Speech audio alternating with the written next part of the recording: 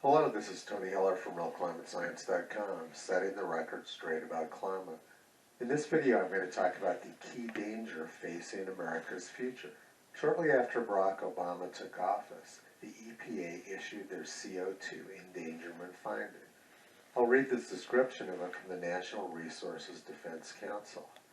In 2009, the U.S. Environmental Protection Agency issued its science-based finding that the buildup of heat-trapping gases in the atmosphere endangers public health and welfare. The endangerment finding reflects the overwhelming scientific evidence on the causes and impacts of climate change. It was made through a thorough rulemaking process considering thousands of public comments and was upheld by the federal courts. The endangerment finding requires the EPA to take action under the Clean Air Act to curb emissions of carbon dioxide, methane, and 4 other heat-trapping air pollutants from vehicles, power plants, and other industries. So since this rule was passed, carbon dioxide has been classified as a dangerous pollutant.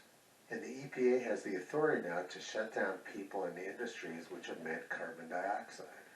Let's look now at who emits carbon dioxide.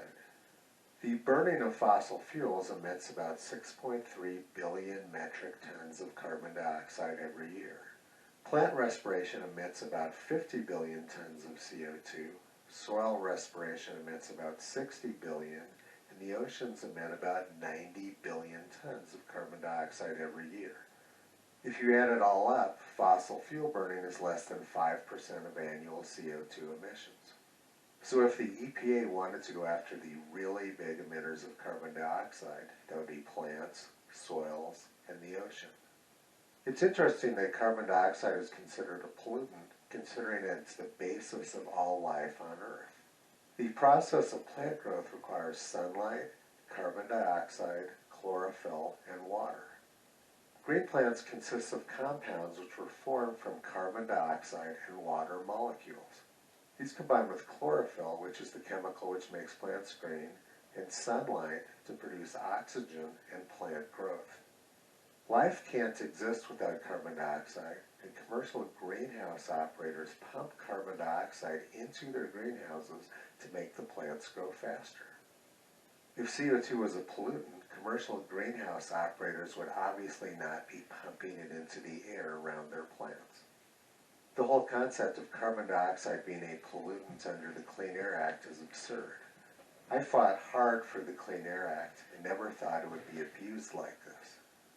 Now let's look at some of the junk science and propaganda surrounding carbon dioxide folklore.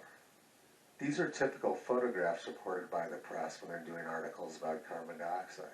Cutting carbon emissions, carbon pollution, carbon emissions, carbon pollution. They all show visible emissions from smokestacks, but carbon dioxide is invisible. And as a result of all this bad reporting, propaganda, and misinformation, Greta Thunberg believes that she can see carbon dioxide. But carbon dioxide is a colorless, odorless trace gas which is essential for life on Earth. It's unfortunate that the UN's climate expert has such a fundamental misunderstanding of the properties of carbon dioxide. But not at all surprising given that journalists and many politicians share the same misconceptions.